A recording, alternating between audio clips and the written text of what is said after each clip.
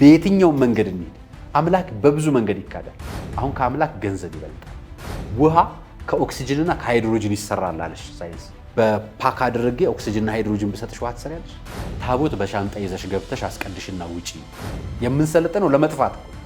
የምንሰለጥነው እኮ ሃይማኖት ለመካር ነው። በኢሉሚናቲ እንደሚቀላቀል እኛ ኢትዮጵያውያን በአምላክ የተፈጠርነን እንጂ ከዝንጀሮ የተፈጠረን አይደለም። በእያንዳንዱ ቀበሌ በእያንዳንዱ ቤት እኮ አምስት ጫጩት በግድ አርቡት እየተባለ ይሰጣል። ስለ ዘር እኮ የተጣላ ነውና 2014 ጥር ላይ የምንወቅሰው እኮ ቆብ የለበሱ አባቶች ናቸው የሚያደርጉ። እኔ አንድ በጣም የቅርቤ ሰው ስጋው ደሙ ተቀበላል ልትገለኝ ነው ያለ ልደተ ክርስቶስን በቅድስት ሀገር ኢየሩሳሌም። በስመ አብ ወወልድ ወመንፈስ ቅዱስ አሐዱ አምላክ አሜን። ታላቅ መንፈሳዊ ጉዞ ወደ ቅድስት ሀገር ኢየሩሳሌም ጌታችን አምላካችን መድኃኒታችን ኢየሱስ ክርስቶስ የተወለደበትን ቤተልሔምን ማየት ከፈለጋችሁ በደረጀ ዘወይንዬ አስጎብኚ ድርጅት ይጓዙ። ከልደቱ እስከ ዕርገቱ የተወለደበት ቤተልሔምን፣ የተጠመቀበት ዮርዳኖስን፣ ያረገበት ደብረ ዘይትን፣ እንደዚሁም ደግሞ ግርማ መለኮቱን የገለጸበትን ደብረ ታቦርን፣ ያደገበትን ናዝሬትንና ሌሎችንም ይመለከታሉ። ስለዚህ አስቀድመው ቦታ እንድትይዙ በፍቅር ተጋብዘዋል። ቅድስት ሀገር ኢየሩሳሌም ለመሄድ ደረጀ ዘወይንዬ አስጎብኚ ድርጅትን ይምረጡ። ደረጀ ዘወይንዬ አስጎብኚ ድርጅት። የክርስቶስ ሰላም ለሀገራችን፣ ቸርነቱ ለሕዝባችን ይሁን። እንደምሰንብታችኋል። ይህ ደረጀ ዘወይንዬ ሚዲያ ነው። በሚዲያችን ሀገራዊ፣ ታሪካዊ፣ ሃይማኖታዊ፣ ባህላዊ፣ ወቅታዊ ጉዳዮችና ሌሎችም ይቀርባሉ። አብራችሁን በመሆናችሁ ታተርፋላችሁ። ለሌሎች በማካፈል ቤተሰባዊነትን ያጠናክሩ። መልካም ቆይታ ይሁንላችሁ። ጤና ይስጥልን ውድ ደረጀ ዘወይንዬ ሚዲያ ተከታታዮቻችን እንደምን ቆይታችኋል? በዚህ ቻናላችን የተለያዩ አዳዲስ ጉዳዮችን ወደ እናንተ እንደምናደርስ ይታወቃል። ከሰሞኑ እንግዲህ ከ2-3 ዓመታት በፊት እንደ ሀሳብ ሲነሱ የነበሩ የተለያዩ የሚስጥራዊ ዓለም ወይም የነዚህ የጥልቁ ዓለም ብለን የምንጠራቸው ስራዎች አሁን ላይ እግር አውጥተው በእግራቸው እየሄዱ ነው የሚገኙት። እነዚህ ነገሮች ታዲያ ሀገራችን ውስጥም በሰፊ ሁኔታ እየተተገበሩ ይገኛሉ። ለመሆኑ ያኔ ሲነሱ የነበሩ ዝርዝር ጉዳዮች ምን ነበሩ? አሁንስ እነዚህ ጉዳይ ላይ ኢትዮጵያ ውስጥ እንዴት እየተከናወኑ ነው? በአስደንጋጭ መልኩም እንዴት ነው ስፋት ላይ እየደረሱ ያሉት? ማህበረሰቡ ውስጥ ከዚህ አንጻር ምን አይነት ጥንቃቄ አድርግ የሚለውን እንግዲህ ከዚህ ጉዳይ ጋር ቀጥተኛ ግንኙነት ያለው ጋዜጠኛ አርአያ መካሻን እንግዳ አድርገን አቅርበንላችኋል። በዚህ ጉዳይ ላይ ሰፊ ስራዎችን የሰራ ጋዜጠኛ ነው። እንግዲህ ከሱ እውነታውን የምትሰሙት ነው የሚሆነው። አብራችሁ እንድትቆዩ በአክብሮት እንጋብዛችኋለን። ትዕግስት አስቻለው ከአርአያ ጋር አሁን ከ2 ዓመት በፊት በተለይ ከዚህ ከሚስጥራዊው ዓለም ጋር በሚስጥር ከሚሰሩ የጥልቁ ዓለም አካሄዶች ጋር ተያይዞ አንተም እንደገና ደግሞ ጋዜጠኛ ወርቅ አፈራውም በሰፊው ስትሄዱበት የነበረ ጉዳይ ነው። ፍሬው አሁን ላይ በጣም ስር ሰዶ በአካል እየመጣ ነው ያለው። እኛም ዝም ብለናል። በተለይ ደግሞ ከሆነ ጊዜ በኋላ አጀንዳም አዳዲስ እየተሰጠን ዝም ብለናል። ጉዳዩን ረስተነዋል። አርአያ የሚገርማችሁ እንቁላል አይበላም። ሚስጥር ላውጣ ነው እንግዲህ የፈረንጅ እንቁላል አይበላም እና በጣም እኛን ሁላ ይገስጸን ነበር እና በድንጋጤኝ የራሱ አቁመን ነበረ አንዳንዴ ምሳ ስንበላ እና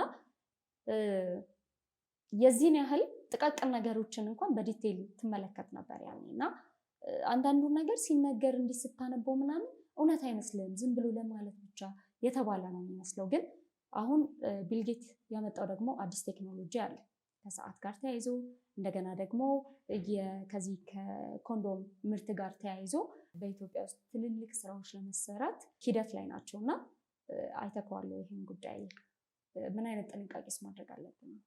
በዚህ አጋጣሚ እንቁላል አይበላም እና እንቁላል ምናምን ክላልሽው ስለሱ እንመልስ እና እንላ በ2008 በፈረንጆቹ አቆጣጠር የቢል ጌትስ ፋውንዴሽን ማለት ነው ቢል ኤንድ ሚሊንዳ ጌትስ ፋውንዴሽን ያወጣው የቪዲዮ መረጃ ነበር። በወቅቱ ኢትዮጵያውያንን በዶሮ እናጥለቀልቃለን፣ ፕሮጀክታችን እናስፈጽማለን የሚል ቪዲዮ ነበርና ያን ቪዲዮ አይቼው አልፍ ቆይቼ ነበርና በዚህ በድብቁ ዓለም ፕሮግራም መስራት ከጀመርኩ በኋላ ፕሮግራሞችን አውጥቼ ሰርቻቸዋለሁ። ሳድስ ሚዲያ ላይ የኔታ ሚዲያ ላይ ሰርቻቸዋለሁ፣ ቃል ቀርንም ላይ ሰርቻቸዋለሁ ፕሮግራሞችና እኛ ኢትዮጵያውያን በአምላክ የተፈጠርነን እንጂ ከዝንጀሮ የተፈጠረን አይደለም። ሳይንስ የሚያስተምራችሁ መምህር ሄዶ ጸሎት ያደርጋል። ከአምላክ ስለተፈጠረ ነው ጸሎት የሚያደርገው። ዛሬ የሚመራችሁ ጠቅላይ ሚኒስትር ጸሎት ያደርጋል አምላክ ስላለ አምላክ አለኝ ብሎ ስለሚያምን። ዝንጀሮ ነው የኔ ፍጡር መገኛ ያለ ሰው ለሚጸልይበት ቦታ የለውም። ስለዚህ ይህን እናውቃለን። አሁን የሚፈለገው ኢትዮጵያውያኖች አማኝ ህዝቦች ናቸው። በነገራችን ላይ ማህበራዊ ሚዲያ ላይ ያለ ነው ከኔ ጨምሮ በኃጢአት ተዳድፈን በኃጢአት ተጨማልቀን በኃጢአት ውስጥ ዘቅጠን በኃጢአት ውስጥ ቀርተን ነው እንጂ የኢትዮጵያ ህዝብ መስጊድ ሳይሄድ በአላህ ስርዓት የሚኖር ቤተክርስቲያን ሳይሄድ በእግዚአብሔር ህግና ስርዓት የሚኖር ቸርች ሳይሄድ ኢየሱስን እየፈራ የሚኖር እያከበረ እያፈቀረ የሚኖር ትክክለኛ አማኝ ህዝብ ነው ያለ። ከተማና እዚህ አሁን ማህበራዊ ሚዲያ ላይ ማይክ ለምንይዘው ብቻ ነው ችግር። ስለዚህ የኛ ህዝብ ከዚህ እንዲወጣ ይፈልጋል። ከዚህ እንዲወጣ ለማድረግ መጀመሪያ አንድን ሰው ለመደገፍ ወይ ደግሞ አንድን ሰው ለማስቀየር ከፈለግሽ እንዲረዳሽ እንዲለምንሽ ማድረግ አለብሽ። ኢትዮጵያ ዛሬ አይደለም ፕሮጀክት የተቀረጸባት። የባዮ ጦርነት ይሄ ባዮሎጂካል ጦርነት የተከፈተባት ጣሊያን ጦርነት ከመጀመሪያው በፊት ነው የጀመረባት። ከብቶች በሽታ፣ የቆላ ዝንባ በሽታ በነገራችን ፋብሪኬት ተደርጎ ነው የተለቀቀው ኢትዮጵያ ውስጥ ሆነ ተብሎ።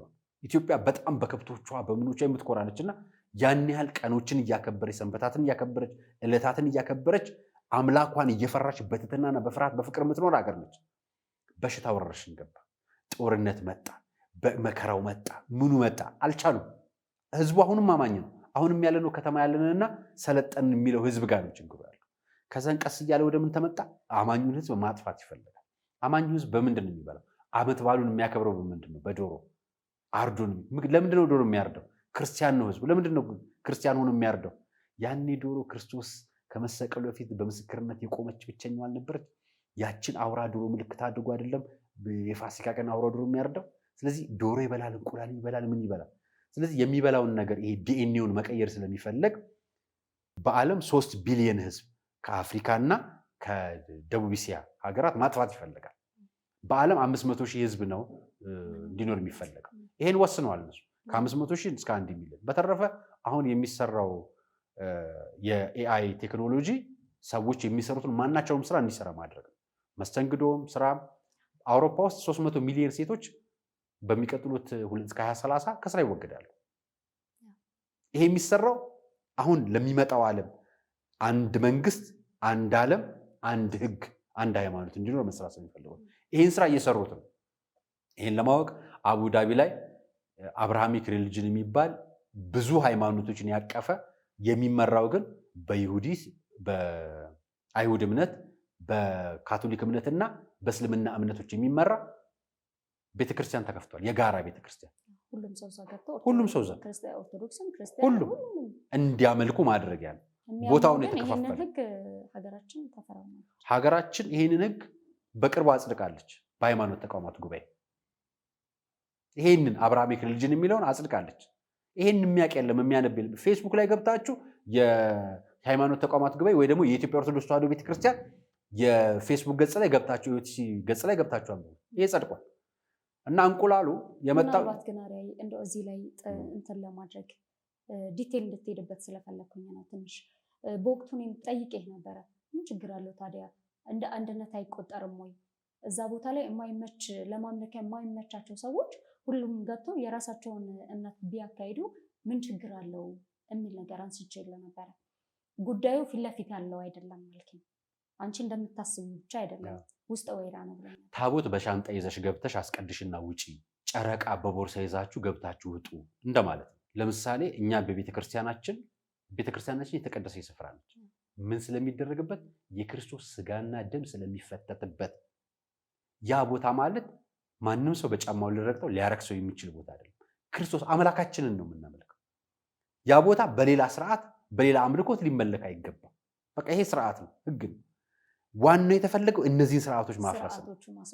ስርዓቶች ማስወገድ ደግሞ አሁን የምታያቸው አባቶቻችንን ማራከስ፣ አሁን የምታያቸውን ጠንካራ የሚባሉ አባቶችን መግደል፣ ማጥፋት፣ የሃይማኖት መሪዎችን ማጥፋት፣ ይሄ መሰረታዊ ሴራ ነው። ለዚህ ነው እነ እንትና ምንልሽ እነ ሴክሬት ሶሳይቲ ውስጥ አሉ ተብሎ የሚታሰቡትን አካላት ቀስ እያሉ እየመዙ የሚጎዷቸው። ለዚህ ነው ኢትዮጵያ ህዝብ እንዲራብ እንዲጠማ። አሁን ቤቱ ብትሄጂ ምንድን ነው ከወላይታ ጋር የተቀዳቀለ ወላይታ ዶሮ ይሉታል መሰለኝ ሲሸጥና ገበያ ብትሄጂ የአበሻ ዶሮ አታገኝም። እንቁላሉ በሙሉ የአበሻ ዶሮ ወንድ ያገኘች ዶሮ ነች ሴት እንቁላል የምትጥለው። ያለ ወንድ ሴት ልጅ እንቁላል አትጥልም። የሴት ዶሮ ተፈጥሮ ሲፈጠር ከአዳም ውጪ ማለት ነው ሁሉም ወንድና ሴት ሆኖ ነው የተፈጠሩት። ከዛ በኋላ አዳምን ብቻውን መሆን አይቶ ሔዋንን አጋር አደረገላት፣ ከጎኑ ሰራት ነው። ከዛ በኋላ መዋለድ የሚችሉት ምንና ምን ሲሆኑ ነው? ወንድና ሴት። አሁን ያንን ትተየውና ሳይንስን እንድታምን ያደርገው እንቁላል በየቀኑ ሁለት ወይ አንዳንድ የምትጥል ዶሮ ሰሩልሽ። ጄኔቲክ ሞዲፋይድ አደረገው። ጄኔቲክ ማለት የእኛን ማንነት የሰራውን የፈጣሪ ማንነት መቀየርና እኛን የሰው ፈጣሪ የሚለው የመጨረሻ አምልኮ ስርዓት ውስጥ ማስገባት። ስለዚህ ጄኔቶቻችንን እየቀየሩ። ስለዚህ የፈረንጅ ዶሮ ያመጡልናል። ግማሹ በፕላስቲክ ያገኘ ሰው እኮ አለ። ፕላስቲክ ሆኖ ያገኘ ሰው አለ። ያን ፕላስቲክ አንዳንዱ ይጥለዋል፣ የታኘከለት ይበለዋል። ሆድ ውስጥ ግን ሲገባ ምን እንደሚሰራ አናውቅም። ምክንያቱም ራሱ ዶሮ የተሰራው ጄኔቲክ ሞዲፋይድ ነው። ስለዚህ ዝም ብሎ በየቀኑ እንቁላል እንዲያመር ተደርጓል። ከማስርዓት ወጥቷል ማለት ነው፣ ከእግዚአብሔር ስርዓት። ስለዚህ እኛ እግዚአብሔር የሰጠንን ነው የምንበላው፣ እግዚአብሔር የሰጠንን ነው የምናርሰው፣ እግዚአብሔር ያፈራልን ነው የምንቀበለው፣ እግዚአብሔር የሚሰጠንን ነው የምንኖረው። ይህን ስርዓት ትተሽ ይሄኛው እንድትኖር የሚፈለገው። ይሄኛው ደግሞ እንትና ያቀብልሻል፣ እንትና ምርት ይሰጥሻል። በእያንዳንዱ ቀበሌ በእያንዳንዱ ቤት እኮ አምስት ጫጩት በግድ አርጉት እየተባለ ይሰጣል አዲስ አበባ ውስጥ እያንዳንዱ ቀበሌ እያንዳንዱ ቤት። ይሄ ማለት እንቁላልህን ከገበያ ላይ አጠፋልሃለሁ ያለውን ሰውዬ ሰራው አሳካሁት አለ። አሁን ደግሞ ጂኤምኦ የሚባሉን ፕሮጀክት ጀምሮላቸዋል። እኛ የነገርናችሁ የአብርሃም ሪሊጅን ጉዳይ ሰፋ አድርጌው መጥቶ በጣም ሰፊ ስለሆነ ነው። ቡድሂዝም፣ ሂንዱይዝም ምናምን የምትያቸው እነዚህ ሁሉ እምነቶች በካቶሊክ ሃይማኖት ስርዓት ውስጥ ሆነው እዛ አምልኮ ስርዓት ቦታ አላቸው። ቡድሂዝም ሌላ የምትያቸው እኮ ከሰይጣን ጋር የሚገናኝ ይሄ የዮጋ ምናምን ስርዓቶች እኮ ከሰይጣን ጋር የሚገናኝ ፕሮግራም እንዳላቸው የሃይማኖት አባቶቻችን ሜዲቴሽን በደንብ ነግረውናል። እሱን አስተምሮ እሱን አምልኮ እንዴት አንድ ቤት ውስጥ ታመልኪያለሽ? የኢትዮጵያ ኦርቶዶክስ ተዋሕዶ ቤተክርስቲያን ብፁዕ አቡነ ሳሙኤል የሃይማኖት ተቋማት ጉባኤ የበላይ አባት ናቸው። ቀሲስ ታጋይ የሃይማኖት ተቋማት ጉባኤ ቀሲስ ናቸው። እንግዲህ የኢትዮጵያ ኦርቶዶክስ ተዋሕዶ ቤተክርስቲያን አባት ናቸው። ይሄ ጉዳይ እነሱ ደስ ብሏቸው ነው እያደረጓል። ምክንያቱም ፈንድም ያደርጋል። አሁን ከአምላክ ገንዘብ ይበልጣል። ለሰው ከአምላክ ገንዘብ ይበልጣል። ካልበለጠ እግዚአብሔርን ለማምለክ ፊት ለፊት መጋፈጥ የአባቶች ድርሻ። እኛ የምንናገረው ይሄ ነገር ነው፣ ይሄ ነገር እየተደረገ ነው። ህዝቡም አማኙም አባቶችም ፍረዱ ራሳቸው ፍርዱ። ምክንያቱም ለየግል ስለሆነ ኃጢአት እየግል ነው፣ የቡድን ኃጢአት የለም። ይሄ የግል ኃጢአት ጥፋት ለሰራን ህዝቡ ላይ ላወረድነውም እኛም ስህተት ለተናገርነውም ለዋሸነውም ኃጢአት የምንጠይቀው እንደራሴ ነው። ስለዚህ እኔ በየግሌ ንስሐ እገባለሁ፣ አባቶችም ሊገቡ ይገባል። የአብርሃም ሪሊጅን ይሰራልሻል። ጠዋት እንትና የሚባል አማኝ ይገባል። ከሆነ ጊዜ በኋላ ደግሞ አማኝ ይጠፋል። የሚፈለገው እምነትን ማጥፋት። ስለዚህ እችኛዋ ኢትዮጵያ አሁንም የዚህ ኒው ኤጅ ሙቭመንት ጀነሬሽን የሚባለውን ወደዛ ይስቡሃል ማለት ነው። በተለያየ መልኩ ሀሳብ ቢዚ ሆና አይምሮ ይወጠራል። ስለዚህ በዚህ ሲመጡብህ ይሄ ልክ ነው ትልና በዛ መንገድ መሄድ ትችላለህ። እምነትሽን እንድትጠራጠሪው ማድረግ ምን ችግር አለ? በጥርጥር ደግሞ የሚታመን አምላክ የለም። በእምነት ነው። እምነት በሎጂክ አይደገፍም። ሎጂክ ከእምነት ስር ያለ ጉዳይ ነው። ሎጂክ የዓለም ሳይንስን የምታጣሪበት ጉዳይ ነው። ውሃ ከኦክሲጅንና ከሃይድሮጅን ይሰራል አለሽ ሳይንስ። በፓክ አድርጌ ኦክሲጅንና ሃይድሮጅን ብሰጥሽ ውሃ ትሰሪያለሽ? አይሰራልሽ። መከራ ነው የምታየው፣ ስቃይሽን ነው የምትበይው። ነገር ግን እግዚአብሔር ኦክሲጅንና ሃይድሮጅን ሆኖ መስመጥ የሚችል ነው አይደል? ክርስቶስ ግን በእግር ይሄዳል አይደል? በኋላ ምን ሲለን ነው? በእምነት እንጂ በሎጂክ አምላክ የለም። የሎጂክ አምላክ የለም። የእምነት አምላክ የምናምነው አምላክ የእውነት የፈጠረን አምላካችን ነው። እኛም የእሱ ልጆች ነን። ነገ የእሱ ልጆች ለመሆን ነው የምንኖረው። ሰማያዊ መንግስት ለመውረስ በኃጢአት ይቅር ብለን ልንሳ ልንመላለስ ለፈተና ነው እዚህ የመጣ ነው።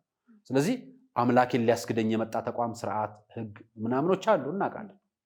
የማንቀበላቸውን የማንገደድባቸውን እየተሆናቸው እንሄዳለን። የምንገደድባቸውን ንሳ እየገባንባቸው ጸሎት እያደረግንባቸው ፈጣሪን እየጠነግንባቸው እሱ ከኛ እንዲያሽልን እየጠየቀን እንኖራለን። ምክንያቱም ከኛ በላይ የሚዋጋልን አምላክ አለ። እኔ ለእግዚአብሔር አልዋጋም፣ እግዚአብሔር ነው ለእኔ እየተዋጋልኝ ያለው። እኔ ግን እንድዋጋለት እድሉን ካልሰጠሁት ለአምላኬ ለራሴ፣ እኛ እኮ ለአምላካችን እድል ስላልሰጠን ነው እየተጎዳን ያለን። እድሉን ስጡኝ ነው የሚለው። ምክንያቱም ነፃ ፈቃድ ሰጥቶናል ሁላችን። እንኳን ለእኛ ለእመቤታችን ለቅድስተ ቅዱሳን ድንግል ማርያም እኮ ፍቀጅልኝ ብሎ ነው የጠየቃት። የፈጠራት አምላክ ፍቀጅልኝ አንቺ ውስጥ እንዳደር በአንቺ እንዳልፍ ፈቀደች። ባትፈቅድስ ኖሮ ሌላ እናት ሊባል ነው? እግዚአብሔር ያሰበውን ከማድረግ የሚከለክለው ምድራዊ ኃይል የለም። ሰማያዊ ኃይልም የለም። የ30 ሺህ ልጅ በአንድ ጊዜ ሊያትም የነበረው መሳሪያ ብላ ታስታውሳለህ? አርቲፊሻል ማህፀን ጀርመን ውስጥ እንግዲህ ሪሰርቻችንን ጨርሰናል። በዚህ መልኩ ሁሉም ልጅ ማግኘት ይችላል የሚል የሴትነት የተፈጥሮ ሂደቱን የሚያስቆመውን በጣም ብዙ የአውሮፓ ሀገሮች እንደውም ሴቶቻቸውን ሳፖርት ማድረግ ልጅ መውለድ እንደ ኢንቨስትመንት እየታየ ሩሲያን ጨምሮ በቅርቡ የወጡ ጥናቶች ሲያመለክቱ ነበረ። ልጅ በወለድክ ቁጥር ኢንቨስት ይደረግልሃል፣ ገንዘብ ይሰጣል አንተና። ይህም ሪሰርች ኦልሞስት ወደ 3 ዓመት ሊሆነው ነው። ወደ 30 ሺህ ህፃናትን በአንድ ጊዜ መፍጠር የሚችል ማለት ነው። በማሽን መፍጠር አይችልም፣ ፈጣሪ ነው የሚባለው። ምንድነው የወንድ ዘረመልና የሴት እንቁላል ወስዶ በፋብሪኬትድ ማለት ይሄ ምንድነው ሴንተቲክ የሆነ ሰው መፍጠር። ሴንተቲክ ማለት ተፈጥሯዊ ሳይሆን ሴንተቲክ የሆነ ያልጠበቀ። አሁን ይሄንን ልምምድ ኢትዮጵያ ውስጥ እንዴት ላሳይሽ መሰለሽ? መቀሌ ላይ ትዘይለን እንዴ? ትግራይ ውስጥ የወንዶችን የመራቢያ አካል ፍሳሽ በ10 ሺህ ብር የሴቶችን ደግሞ 30 ሺህ ብር ግዢ ነበር። ይሄ ጉዳይ በህጋዊ ጽደቅ ምናምን ብለን ያኔ ጮህን ሰራን። ነገር ግን ባለፈው ጸደቀ። መሸጥ ይቻላል፣ መለገስ ይቻላል ይላል። ልገሳው በገንዘብ ነው አይደል? አሁንም ኩላሊት መለገስ ይቻላል ይባላል አይደል? ግን በገንዘብ ነው የሚሸጠው። እናውቃለን እኮ። በተዘዋዋሪ መንገድ ኢትዮጵያ ውስጥ ዓለም ላይ ከሚከናወነው ነገር የተለየ ነገር አለ፣ የበለጠ እየተከናወነ ነው። እኛ አሁን የተቸገርነው ይህንን ነገር የሚያስፈጽመው አካል የራሳችኑ ሃይማኖት አባቶች፣ የራሳችኑ መንግስት፣ የራሳችኑ ነገር ሆኖ እንዳይቀጥልብን ኢትዮጵያ በእግዚአብሔርና በፈሪሃ ፈጣሪ የምታምን እና ህዝቦቿን በአምላኳ ተመክታ የምትኖር ህዝቦች እንድትቀጥልን ልጆቻችንም ይሄን እንዳስቀጥል ነው የምንፈልገው። ቁጭታችን እዚህ ላይ ነው እንጂ እኮ ኤአይ ማለት እኮ ይሄ ምንድነው ሮቦካፕ፣ ተርሚኔተር ምናምን የምንላቸው ሰዎች አሉ አይደል? በቺፕሴት የሚኖር ሰው ልናደርግ ነው እየሰራን ያለነው። እጅ ላይ የሚገጠሙ የስራ ቅጥሮች ቺፕሴቶች እኮ በብዙዎች መጥተዋል። መድኃኒቶች እኮ ያለ ምክንያት አልተሰሩም። በሽታዎች ያለ ምክንያት አልተፈበረኩም፣ ሆነ ተብሎ ነው የተፈረኩት። የተፈበረኩት ደግሞ በእምነትና በሌሎች ነገሮች ኢትዮጵያ ጋር ያለው ውጊያ በጣም ትልቅ ስለሆነ ኢትዮጵያ ኦርቶዶክስ ተዋሕዶ ቤተክርስቲያን ብቻዋን ከሌሎች እምነት ተቋማት ጋር አለ ብቻዋን 365 ቀን ጸሎት የማታቋርጥ በየቀኑ የምትጸልይ በየቀኑ ፈጣሪን የምታመልክ ምዕመን ያለባት ህዝብ ነች። ከሌላው ዓለም በላይ እዚህ ሀገር ውጊያ አለ። በትግራይና በፌዴራል መንግስቱ መካከል የተደረገው ጦርነት መጀመሪያ የፖለቲካ ጦርነት እንዲመስለን አደረጉን አይደለም። ጥይት የመታቸው ቦታዎችን በተደጋጋሚ ብታይ ቤተክርስቲያንና መስጊዶች ናቸው። ቀጥሎስ የሚነሱ ቦታዎች ጦርነት፣ ኦሮሚያ ላይ ጦርነት ይነሳል አይደል? ተነስቷል። ብዙ መስጊዶችና ቤተክርስቲያኖች ተቃጥለዋል። አማራ ክልል ተነስቷል። መስጊዶችና ቤተክርስቲያን ተቃጥለዋል። ይቺ ሀገር እስካለች ቤተክርስቲያን እስካልፈረሰ እምነት እስካልጠፋ ድረስ ይሄ ጦርነት አይቆምም። ምን ከሆነ እኛ ዝም ብለን ታዛቢ ከሆነ እኛ ግን መሆን ያለብን እንባችን ለፈጣሪ መስጠት፣ ስለ አባቶቻችንም ስለ ሀገራችንም እንባችን ለፈጣሪ ካሰጠን እግዚአብሔር መልሱን ቅርብ ነው፣ ሩቅ አይደለም እና ይመልስልናል። ቺፕሴት እየተገጠመልን ነው። አሁን በቅርብ ስልክ ላይ የሚደረጉ መከታተያዎች አሉ። ሰርቨር ቤታችሁ የምታስቀምጡት ቴሌቪዥን፣ ስማርት ቴሌቪዥን ሪከርድ የሚያደርጉባችሁ ዘዴ አለ። ሪከርድ ይደረጋል። አሁን ስማርት ቲቪ ያስቀምጠሽ ሪከርድ ትደረጋለች። እነሱ የሚፈልጉትን ሪሰርች ይሰሩብሻል። ይሄ የውሸት አይደለም፣ የእውነት እየተደረገ ያለ ነው። እኔ ስልኬን እንኳን አይደለም ሌላው ኢንሳ የኔን ስልክ ተከታትሎ የማወራውን አሁን ስልኬን እዚህ ዘግቼ አስክሴ ውስጥ አስቀምጬ የማወራን ሙሉ መቅረጽ ይችላል። ቴክኖሎጂው አለው አይደል? እና እነሱ ከዚህ በላይ ምንድነው ሪሰርቻቸው? ከዚህ በላይስ ማድረግ የሚፈልጉት ምንድነው? የሰው ሮቦት ሊያደርጉን ነው የሚፈልጉት። አሁን እየሰሩ ያሉት ያ ነው። ልክ እንደ ሮቦካፕ የሰው ልጅ የሚበላው ዲኤንኤው ሲቀየር አስተሳሰቡ፣ ፍላጎቱ፣ ሐሳቡ ይቀየራል። ነገ ከነገ ወዲያ ኢትዮጵያ ውስጥ ያንቺንም ዘር ሰተሽ የእሷንም ዘር ሰታ በሆነ ኩባያ እንደመውለድ ማለት ነው። ለዚህ አሁን እኮ የሚወለደው ፋብሪካ ውስጥ ጀርመን ውስጥ ያለው በኩባያ የሚወለዱ ልጆች አሉ። እያየን ነው። እነዚህ የሚወለዱ ልጆቻቸውን ሰርተው ፋብሪኬት አድርገው አሳይተው ነው። ይህን ከፈለጋችሁ ሰርች አድርጋችሁ ማግኘት ትችላላችሁ። ሳድስም ላይ ቃለ ቀርንም ላይ ሰርቸዋል። ደጋግማችሁ ገብታችሁ በደንብ አለ። ቴክኖሎጂ በሚመስሉ ከአምላክ ግን በሚያራርቁ መንገድ የተሰሩ በጣም ብዙ ስራዎች አሉ። አሁን ኢትዮጵያ ውስጥ ያ ነገር እንዳይቀጥል ነው። ያ ነገር ኢትዮጵያ ውስጥ ማስቀጠያና የእነሱን ገንዘብ እየተላላክን ተቀብለን መቀበያ እንዳይሆን ነው እኛ መረጃ የምናጋራው። እንደ ማህበረሰብ ደግሞ አብሮ በጋራ እነዚህ አይነት ጉዳዮች ላይ እውቀት እንዳይኖረን ማድረግ ትክክል ነው ብዬ አላስብም። ጉዳዩ የትኛውም ሰው ይመለከተዋል። እኔም አንተም ሁላችንም የሁሉም ሰው ጉዳይ ነው፣ የእያንዳንዱ ሰው ጉዳይ ነው። ከዚህ አንጻር ምናልባት እንቅስቃሴ ላይ የነበረው ከዚህ ከሞቲቬሽናል ስፒች ከሚናገሩ ሰዎች ጋር ሰዎችን እናነቃቃለን የሚል ትሬኒንግ የሚሰጡ ሰዎች በተለይ በዚህ ጉዳይ በአንድ ወቅት በጣም የሚታሙ ነበሩ። እንደውም ዶክተር ወዳጄንን ሳይቀር እንዴት እንደዚህ አይነት ነገር ውስጥ ይገኛል ብለን ትችትም ቀርቦባቸው ነበር ማለት ነው። ያኔ ሁሉም ሰው በጋራ የጮህበት ጊዜ ስለነበረ ሁሉም ተኮርኩሞ አቁሟል ያንን ነገር። ቢያንስ ልክ ያኔ በነበረው እንቅስቃሴ ልክ አይደለም። ዞሮ ዞሮ ግን አሁን እንደዛ ሁኔታ ውስጥ አይደለም ማለት ነገሩ ሙሉ በሙሉ ጠፍቷል ማለት አይደለም። የሚመጡትን ተጽዕኖች ደግሞ እንዳንቀበል ወይም እንድንቀበል የሚያደርገን አንዱ ነገር ፋይናንሻል ስትሮንግ አለመሆናችን፣ ሁላችንም በድህነት ውስጥ መገኘታችን አንዱ የመጣልንን ነገር ሁሉ እንድንቀበል የሚያስገድድ ነገር ነው። በተለይ ደግሞ በዚህ ሰዓት ብዙዎቻችን በጣም ፋይናንሻል ፍሪደም የሌለበት ሰዓት ነው አይደለ? ሁሉም ቤት ብዙ ነገር የሚጎልበት ሰዓት ነው።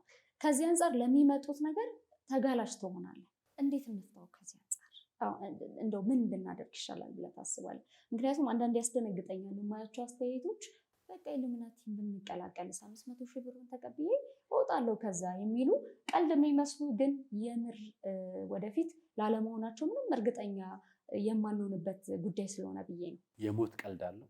ሀጂ ሙፍቲን የወሰደብን ሞት ነው አይደል? ቀልድ አይደለም ማለት በህይወት አይቀለድም ማለት በራስ ላይ አይቀለድም። በራሳችሁ ላይ ቀለዳችሁ ማለት ራሳችሁን የፈጠራችሁ ፈጣሪ አላከበራችሁት። ስለዚህ አይቀለድም። በእምነት አይቀለድም። እምነት የእውነት የሚኖርበት ህይወት እንጂ የፌስቡክ፣ የቲክቶክ፣ የዩቲዩብ የምናምን መቀለጃ አይደለም። ለዛ ነው ነጠላ ሰብሰው ኒው ኤጅ ሙቭመንት የሚሰብኩ ሰባኪያን ብዙ አይተናል።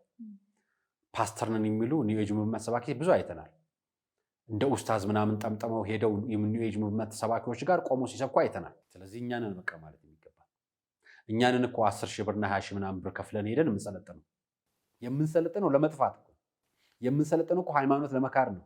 የምንሰለጥነው እኮ ራስን ከአምላክ ፊት ማወዳደሪያ ነው። አሁን ራሴን ነቅቻለሁ፣ ተነቃቃሁ፣ እኔ የሁሉ የበላይ ነኝ በል የሚል ስልጠና እኮ ነው የሚሰለጠነው። ሰው እኔ ካንቺ እበልጣለሁ እንዴ? አልበልጥም። እኔ እኮ የራሴ አራያ ነኝ፣ በቃ አለቀ። እኔ እኮ እዚህ ጋር የሚቀርጸኝ ካሜራ የሚሰራው ልጅ እኮ የኔ ታናሽ ወንድሜ ቢሆን እንጂ እኩዬ ቢሆን እኮ ወንድሜ ነው። ታላቄ ቢሆን እኮ ታላቄ ነው። ሰው ነው። አሁን የሰው ልጅ ክብርን እያጣን ገንዘብና ኑፋቄ ላይ ተንጠልጥለን ተቀምጠን አምላክን እየካደን ነው። በየትኛው መንገድ እንሂድ አምላክ በብዙ መንገድ ይካዳል። አንደኛው ገንዘብን በማምለክ፣ ሁለተኛው በሃይማኖት መሳይ ሰዎች ሃይማኖት እየተሸጠ ነው። እመቤታችን ስለ አድኖ አትያዙ ያሉት እኮ ቆብ የለበሱ አባት ናቸው። ስለ ዘር እኮ የተጣላ ነውና 2014 ጥር ላይ የምንወቅሰው እኮ ቆብ የለበሱ አባቶች ናቸው የሚያደረጉት እንጂ እኮ ምዕመኑ አይደለም ያደረገው። ምዕመኑ እኮ እንደዚህ አላለም እኮ በቋንቋዬ ካላቀስ ቀደስኩ በእንተነ ምን ይሄን አጀንዳ የፈጠሩት እኮ ላይ ያሉት የሚመሩት አካላት ናቸው። የትኛው ምዕመን ብሎ ያውቃል? ቅዳሴውን ፈሪሃ እግዚአብሔር እየፈራል እንደሚያገለግለው ኦሮሚያ ውስጥ እኮ ነው ተወልጄ ያደግኩት። እንዴት በፍርሃት ቤተክርስቲያን ገብተን እንደምናስቀደስ እያንዳንዱ ምዕመን እንደዛ ነው። ብሔር የለውም ሰው። ብሔር የፈጠርንለት አሁን፣ ዘር የመጣንለት አሁን፣ ኒውኤጅ የመጣው አሁን አይደለም። ብቻ ሁል ጊዜ አለ። ይሄ ዘመን የዛሬ 20 ዓመትም ነበር፣ የዛሬ 500 ዓመትም በፊት ነበር ይሄ ዘመን። ዘመን ግን መሻገሪያ አለ። ዘመን መሻገሪያው በፍርሃትና በፍቅር ወደ እግዚአብሔር በመመለስ ከዛ ውጭ መመለሻ የለም። መመለሻው እኔ የምመክራችሁ ይህን ቪዲዮ የምታዩ ወንድሞቼ፣ እህቶቼ፣ ታላቆቼ፣ ታናሾቼ ሀገር ውስጥም ሀገር ውጭም ነው መቼም ጊዜ እንዳሰጡ። ለንስሐ ጊዜ አይሰጥም። ንስሐ ቀጠሮ አያያዝለት፣ ዛሬ ነው የሚሰጥ። ከንስሐ የሚቆርጥና የሚደበቅ ነገር የለም። ምክንያቱም ከእግዚአብሔር ነው የምትደብቁት። እናንተ ወደ ንስሐ በሄዳችሁ ቁጥር እግዚአብሔር ወደ እናንተ ይቀርባል። ንስሐ እንደተሰጣችሁ መቋጫው ስጋ ወደሙ መቀበል። ሂዱና ተቀበሉ። በየቀኑ ታጠፋላችሁ። ስጋ ወደሙ መቀበል ማለት መሞት አይደለም። እኔ አንድ በጣም የቅርቤ ሰው ስጋ ወደሙ ተቀበል አልኩት። እባክህ ልትገለኝ ነው ያለ። ስጋ ወደሙ የሚቀበል ሰው ኃጢአት አይሰራም ማለት አይደለም። ዕለት ዕለት ግን ንስሐ ይገባል። ዕለት ዕለት ግን ወደ እግዚአብሔር ይመላለስ።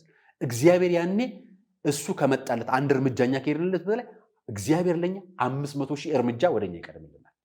እኛ እኮ አንድ እርምጃ መራመር ነው ያቃተን። ንስሐ አንሰጥም፣ ስጋው ደግሞ አንቀበልም። ኃጢአት እንሰራለን፣ ንስሐ እንገባለን። ስጋው ደግሞ እንቀበላለን፣ ኃጢአት እንሰራለን፣ ንስሐ እንገባለን። ይሄ የዕለት ዕለት ኑሯችን ነው እንጂ ይሄ የሚቋረጥ ነገር አይደለም። አንዴ ንስሐ ሰጥተው በቃ እኔ ቅዱስ ነኝ የሚሉ ሰዎችም አሉ። እንደዛም አይደለም። ለዚህ ነው መመለሻችን ትህትና፣ ወደ እግዚአብሔር መመለስ፣ ስጋ ወደሙ መቀበል፣ እግዚአብሔር ፊት መመላለስ ነው የሚበልጠው።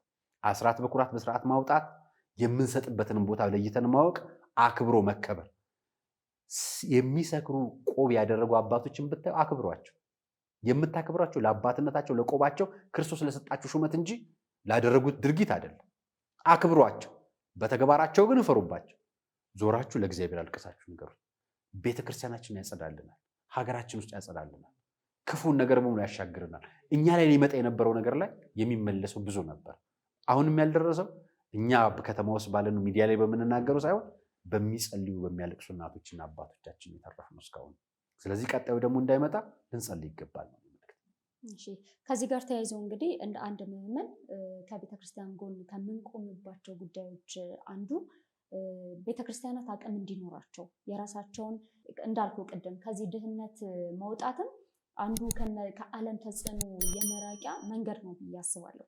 ምክንያቱም ዞሮ ዞሮ እነሱ እጅ ላይ የሚጥለን አቅም ማጣት ነው። በእርዳታ መልክ የሚመጡ ብዙ ነገሮች እንድንቀበል የሚያደርገን አቅም ማጣታችን ነው። ስለዚህ አሁን አንዳንድ ሰዎች ቤተክርስቲያን ለምን ትለምናለች? ሁሉ ጊዜ በለመና ብዙ ነገር እየተደረገ። አንደኛ ነገር እኛ እንደው እንደ ምዕመን አስራት በኩራታችን በአግባቡ እናስገባለን። ብዙዎቻችን አንዘናጋም ወይ? እኔን ጨምሮ ቆይ እያለ የምናቆየው ጉዳይ አይደለም ወይ? አንድ እሱ። ሁለተኛ ነገር ደግሞ እኔ ተስፋ ይታየኛል አንዳንድ ጊዜ ከ5 ከ10 ዓመት በኋላ በጣም በርካታ ገዳማት በጣም በርካታ ቤተክርስቲያናት አቅማቸውን አግኝተው ለህብረተሰቡ ሁሉ የሚተርፍ በጣም ብዙ ፕሮጀክቶች ውስጥ ለውስጥ እየተሰሩ ነው እና አሁን ይሄ የልመናውን ጉዳይ ሰዎች እንደዚህ አይነት ስሜት እንዲሰማቸው የሚያደርገውን ነገር እንደው እንደ አንድ የሚዲያ ባለሙያ ምን ትላለህ እዚህ ጉዳይ ላይ? ብዙ አሳፋሪ ነገሮች እናውቃለን። የምናውቃቸው አሳፋሪ ነገሮች አሉ። ምዕመኑም ህዝቡም የሚያውቃቸው በጣም ብዙ አሳፋሪ ነገሮች አሉ። እኔ አንድ ነገር ልንገርሽ። አሁን በሰሞኑን ሄደሽ ነበር፣ አንቺም ታስተላልፊዋለሽ። እመጓ ቅዱስ ዑራኤል ገዳም ሄደሻል። ኢትዮጵያ ውስጥ በጣም ብዙ ገዳማት አሉ።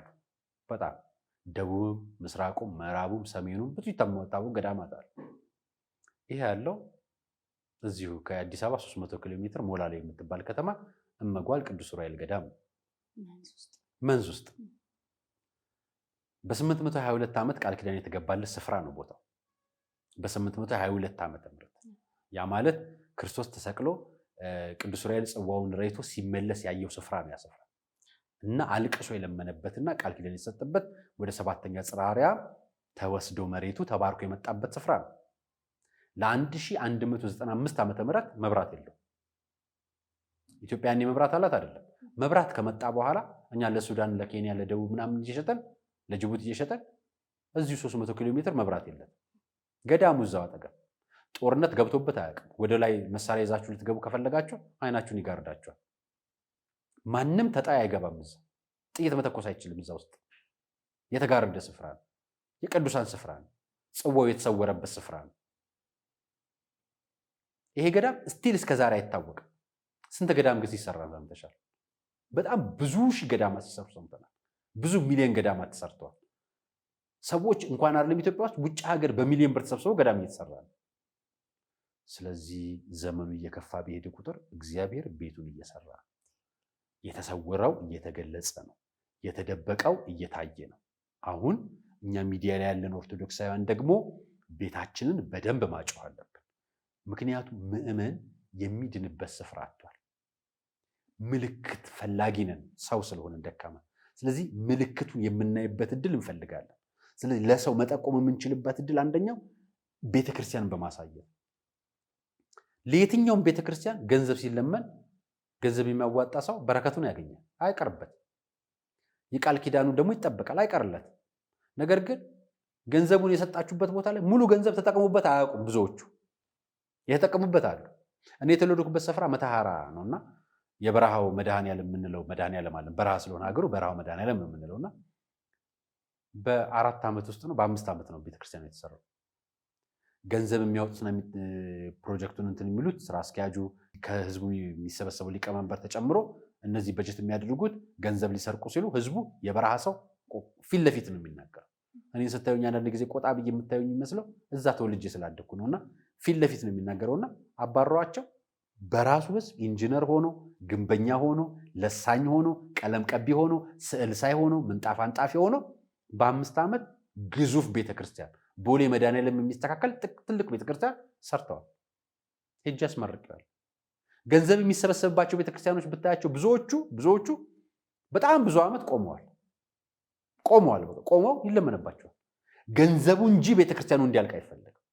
ስለዚህ ያ ነገር መቆም አለበት። ቤተክርስቲያንም ጋር ችግር አለ፣ ምዕመኑም ደግሞ እያየ ማረምና ቤተክርስቲያን በነገራችን ላይ በቃ የነሱ ችግር ነው እኔ ያገባኝ የምትባልባት ምታለች። የትኛውም ኢትዮጵያ ውስጥ ያለ ቤተክርስቲያን የኔ ቤተክርስቲያን ነው። ቤተክርስቲያን ውስጥ ያለ ችግር የኔ ችግር ነው።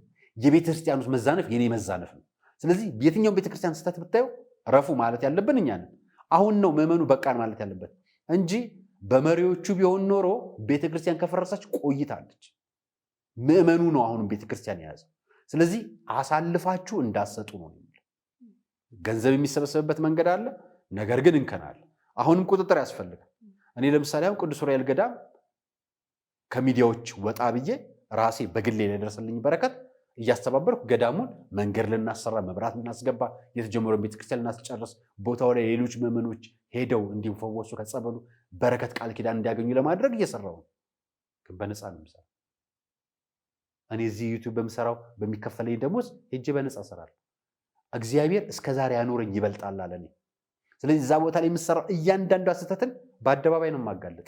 ጥፋት ብሰራ ህዝቡ እያንዳንዱ አይምርም። እዛ ያለው ነዋሪ ኃይለኛ ነው። ምክንያቱም የእምነት ሰው ስለሆነ። አሁን እኛ ከተማ ላይ ያለነው ሰዎች ከእምነቱ ሸሽተናል መሰለኝ፣ ጠፍተናል። አንገታችን ላይ ክር አለ። ዓመት ባለት ስጋ ለመግዛት የምንሰለፈው እኛ ነን። ሮብና ዓርብ ደግሞ ስጋ የምንበላው እኛ ነን። ስጋ ቤት ቆመን ባናስቆርጥም ገብተን ጥብስ ፍርፍር የምናዘው እኛ ነን። ቋንጣ ፍርፍር የምናዘው እኛ ነን። የወዳዴ ጾም ደግሞ ከጾሙት ጋር ሄደን ስጋ ቤት የምንሰለፈው እኛ ነን። ይሄ መቆም አለበት። በቃ ሰው ራሱ ላይ ነው ማቆም ያለበት። በቃ ማለት ያለበት ራሱ ነው እና ለአስራት በኩራት የሚወጣው ብቻ ሳይሆን እያንዳንዱ ተግባራችን የእግዚአብሔር መገለጫ መሆን ካልቻለ ዋጋችን በኋላ አስከፊ ነው የሚሆነው። ስለዚህ ከነ ጥፋቶች ምንም እንኳን መሀል ማለት ሆዳም አባቶች ቢኖሩ ከዛ በተቃረነ መልኩ ደግሞ ለዓላማቸው የተሰጡ በጣም በርካታ ከተለያዩ ዓለማት ላይ ይዘው በተለይ ከዚህ አንጻር የምትጠቀሰው ግብጽ ናት። የግብጽ አባቶች እንዲሁም እናቶች ማህበራዊ ሆነው የሚኖሩ ሰዎች በአጠቃላይ ከራሳቸው አልፎ ለሀገሪቷ አቅም መሆን ችለዋል። በጣም ብዙውን ነገር የሚያስረክቡት እነሱ ናቸውና ከጸሎታቸው ጎን ለጎን እዛ ያሉበት በዓት ላይ ሆነው የሚሰሯቸው የተለያዩ ስራዎች አሉና አይተናል። ደግሞ እኛም በዚህ በተለያዩ ቦታዎች ሄደን አይተናል። አቅም ያላቸው የተማሩ እዛ ሆኖ የሚዲያ ከበር ማግኘት የማይፈልጉ ነገር ግን በጣም ውስጥ ለውስጥ የተማሩ የተለያዩ የውጭ ዓለማት ላይ ተምረው በዶክትሬት ደረጃ ተመርቀው የመጡ ብዙ ሰዎች አሉ ከምታስቡት ከምንነግራችሁ በላይ። ስለዚህ ከዚህ አንጻር ለዓላማው ቀናኢ መሆን አለብን ብዬ እኔም አምናለሁኝ ማለት ነው። እግዚአብሔር ልጆቹን እየሰበሰበ ስለሆነ እናንተ ከሚሰበሰቡት ልጆች ራሳችሁን አንዱ አድርጉ። ስለዚህ ወደ ቤተክርስቲያን ተመለሱ፣ ለቤተክርስቲያንም ለምን በሉ። በቃ መብቃት አለበት እና እንደዛ ብዬ ነው መልእክት ማስተላለፈው። አሪያ በጣም አድርጌ ነው አመሰግነው። ወደ ደረጀ ዞን የሚዲያ ተከታታዮቻችን እንግዲህ በተለይ ከዚህ ከማይክሮቺፕ ጋር ወይም ደግሞ ምስጢራዊ አሰራሮች ብለን ከምንጠራቸው ጋር ኢትዮጵያ ውስጥ ያሉበት አሁናዊ ደረጃ ምን ይመስላል የሚለውን እንዲሁም ደግሞ እንደ ማህበረሰብም ምን አይነት ጥንቃቄ ብናደርግ ጥሩ ነው፣ አሰራራቸውስ እንደው ምን ይመስላል የሚለውን ነገር ነበር ከጋዜጠኛ አሪያ መካሻ ጋር በመሆን ቆይታ አድርገን ወደ እናንተ ያደረስንላችሁ። ይህንን ይመስል ነበር። ስለተከታተላችሁ እጅግ አድርገን እናመሰግናችኋለን። እናንተስ በዙሪያችሁ ምን አይነት ነገሮችን ታስተውላላችሁ? ሀሳባችሁን፣ አስተያየቶቻችሁን ኮሜንት ላይ አስፍሩልን። ቀጣይ ምን አይነት ጉዳይ ብናነሳ ትወዳላችሁ የሚለውንም እንድንጠይቅላችሁ የምትፈልጉት ማንኛውም መንፈሳዊ ጥያቄም ካለ ኮሜንት ላይ ልታሰፍሩልን ትችላላችሁ። እጅግ አድርገን እናመሰግናችኋለን። ለቻናላችን አዲስ የሆናችሁ ሰብስክራይብ በማድረግ ቤተሰብ እንድትሆኑ፣ ላይክ፣ ሼር በማድረግ ፕሮግራሞቻችን ለሌሎች ሰዎች እንዲዳረሱ የበኩላችሁን አስተዋጽኦ አድርጉልን ስንል በአክብሮት እንጠይቃችኋለን። ቀጣይ በሌላ ሀሳብ በሌላ ፕሮግራም እንገናኛለን። ኦርቶዶክስ ተዋሕዶ ትጽፋለች ታነባለችም። አሃዱ መጽሐፍ በሰሜን አሜሪካ ዋሽንግተን ዲሲ ይመረታል። አባቶቻችን ብዕር ቀርጸው ቀለም በጥብጠው ብራና ዳምጠው ትውልድን ሰርተው አስረክበውናል። የተቀበልነውን አደራ ለመወጣት በብዙ አገልግሎቱ የምንወደውና የምናከብረው መምህር ደረጀ ዘወይንዬ ገቢውን ለደብረ ጽሞና አቡነ ሲኖዳ ቤተክርስቲያን ማሰሪያ የሚሆን አሃዱ የተሰኘ የግጥም መድብል መጽሐፍ ይዞላችሁ ቀርበዋል። እሁድ ኦክቶበር 26 2025 በ2 ፒኤም ላይ በዋሽንግተን ዲሲ ደብረ ኃይል ቅዱስ ገብርኤል ካቴድራል በታላቅ ድምቀት ይመረቃል። ኢትዮጵያዊ ኮከብ ሐዋርያ በአቡነ ሲኖዳ ስም ተጠርታችኋል። የዕለቱ ዝግጅት በቀጥታ ስርጭት በሰማያት ሚዲያ፣ በነጋሽ ሚዲያ፣ በዳንኪራ ሚዲያ፣ በአርያ መካሻ ሚዲያ፣ በዶክተር ሮዳስ ሚዲያ፣ በደረጀ ዘወይንዬ ሚዲያ፣ በቋንቋይነሽ ሚዲያ፣ በሳድስ ሚዲያ፣ በጎልደን ሚዲያ፣ በቃለ ቀን ሚዲያ፣ በኔዛ ሚዲያና በሌሎችም ይተላለፋል። አዘጋጅ በሰሜን አሜሪካ የመጽሐፉ አስመራቂ ኮሚቴ። አድራሻ 2601 ኤቨረስት ስትሪት ኖርዝ ኢስት ዋሽንግተን ዲሲ 20018። በዕለቱ ፈዋሹ የአቡነ ሲኖዳ ጸበል ይታደላል። እኛ በትላንትናና በነገ መካከል ያለን ዛሬ ነን። ዛሬ ላይ ሆነን ነገን በበጎ ነገር እንገንባ። ነገ አዲስ ቀን ነው። ቀኑም ደግሞ ደስ ይላል። ደረጀ ዘወይንዬ ሚዲያ ኢትዮጵያዊ ማንነት